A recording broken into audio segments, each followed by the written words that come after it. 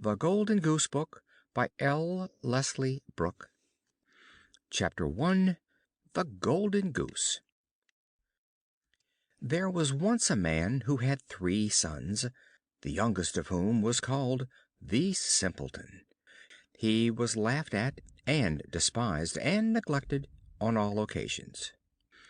Now it happened one day that the eldest son wanted to go into the forest to hew wood, and his mother gave him a beautiful cake and a bottle of wine to take with him, so that he might not suffer from hunger or thirst.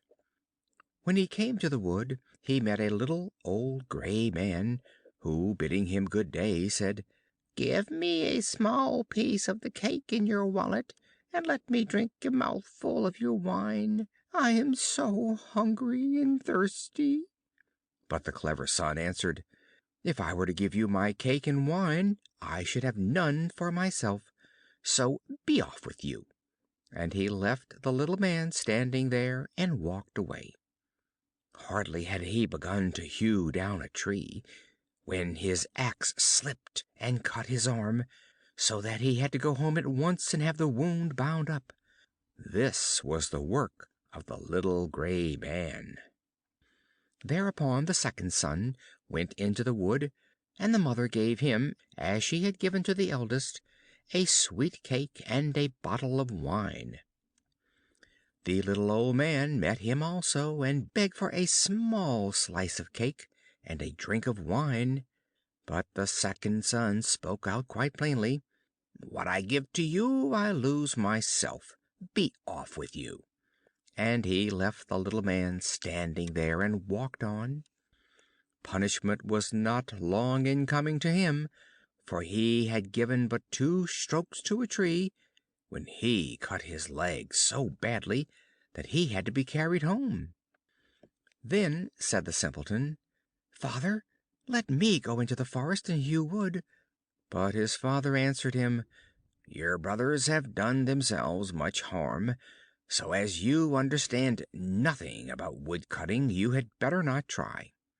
But the Simpleton begged for so long that at last the father said, "Well, go if you like. Experience will soon make you wiser." To him the mother gave a cake, but it was made with water, and had been baked in the ashes, and with it she gave him a bottle of sour beer. When he came to the wood, the little gray man met him also, and greeted him, and said, "Give me a slice of your cake and a drink from your bottle. I am so hungry and thirsty."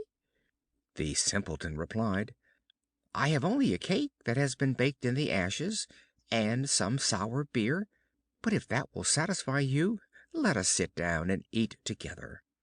So they sat themselves down, and as the Simpleton held out his food, it became a rich cake, and the sour beer became good wine. So they ate and drank together, and when the meal was finished, the little man said, "As you have a good heart, and give so willingly a share of your own, I will grant you good luck. Yonder stands an old tree. Hew it down, and in its roots you will find something." Saying this, the old man took his departure, and off went the Simpleton and cut down the tree. When it fell, there among its roots sat a goose, with feathers of pure gold. He lifted her out and carried her with him to an inn, where he intended to stay the night. Now the innkeeper had 3 daughters, who, on seeing the goose, were curious to know what wonderful kind of bird it could be, and longed to have one of its golden feathers. The eldest daughter thought to herself, "Surely a chance will come for me to pull out one of those feathers." And so, when the Simpleton had gone out, she caught the goose by the wing, but there her hand stuck fast. Shortly afterward the second daughter came, as she too was longing for a golden feather. She had hardly touched her sister, however, when she also stuck fast. And lastly came the third daughter with the same object. At this the others cried out, keep off, for goodness sake, keep off!" But she, not understanding why they told her to keep away, thought to herself, "If they go to the goose, why should not I?"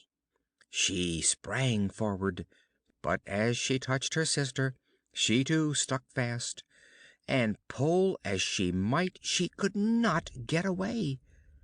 And thus they had all to pass the night beside the goose.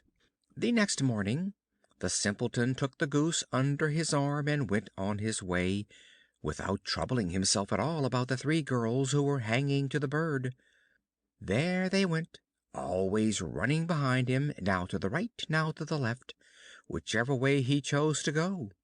In the middle of the fields they met the parson, and when he saw the procession he called out, "Shame on you, you naughty girls! Why do you run after a young fellow in this way? Come, leave go!" With this he caught the youngest by the hand, and tried to pull her back; but when he touched her, he found out he could not get away, and he too must needs run behind. Then the sexton came along, and saw the parson following on the heels of the three girls. This so astonished him that he called out, "Hi, Sir Parson! Whither away so fast? Do you forget that to day we have a christening?" and ran after him, and caught him by the coat, but he too remained sticking fast. As the five now ran on, one behind the other, two laborers who were returning from the field with their tools came along.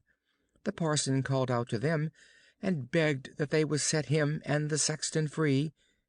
No sooner had they touched the sexton than they too had to hang on, and now there were seven running after the simpleton and the goose.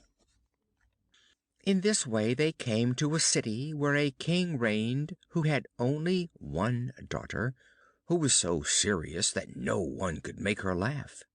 Therefore he had announced that whoever should make her laugh should have her for his wife. When the simpleton heard this, he went with his goose and his train before the princess, and when she saw the seven people all running behind each other, she began to laugh, and she laughed and laughed till it seemed as though she could never stop. Thereupon the simpleton demanded her for his wife, but the king was not pleased at the thought of such a son-in-law, and he made all kinds of objections. He told the simpleton that he must first bring him a man who could drink off a whole cellar full of wine. At once the simpleton thought of the little gray man, who would be sure to help him. So off he went into the wood, and in the place where he had cut down the tree he saw a man sitting who looked most miserable. The simpleton asked him what was the cause of his trouble. "I have such a thirst," the man answered, "that I cannot quench it. I cannot bear cold water. I have indeed emptied a cask of wine, but what is a drop like that to a thirsty man?" "In that case I can help you," said the simpleton. "Just come with me and you shall be satisfied." He led him to the king's cellar, and the man at once sat down in front of the great cask, and drank and drank till before a day was over he had drunk the whole cellar full of wine. Then the simpleton demanded his bride again, but the king was angry that a mean fellow everyone called a simpleton should win his daughter, and he made new conditions. Before giving him his daughter to wife, he said that the simpleton must find a man who would eat a whole mountain of bread. The simpleton did not stop long to consider, but went off straight to the wood. There, in the same place as before, sat a man who was buckling a strap tightly around him, and looking very depressed. He said, "I have eaten a whole oven full of loaves, but what help is that when a man is as hungry as I am? I feel quite empty, and I must strap myself together if I am not to die of hunger." The simpleton was delighted on hearing this, and said, "Get up at once and come with me. I will give you enough to eat to satisfy your hunger." He led him to the King, who meanwhile had ordered all the meal in the kingdom to be brought together, and an immense mountain of bread baked from it. The man from the wood set to work on it, and in one day the whole mountain had disappeared. For a third time the Simpleton demanded his bride, but yet again the King tried to put him off, and said that he must bring him a ship that would go both on land and water. "If you are really able to sail such a ship," said he, "you shall at once have my daughter for your wife." The Simpleton went into the wood, and there sat the little old gray man to whom he had given his cake. "I have drunk for you, and I have eaten for you," said the little man, "and I will also give you the ship. All this I do for you, because you were kind to me." Then he gave the Simpleton a ship that went both on land and water, and when the King saw it, he knew he could no longer keep back his daughter.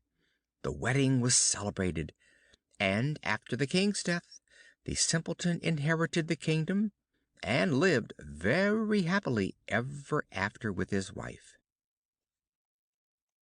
End of The Golden Goose.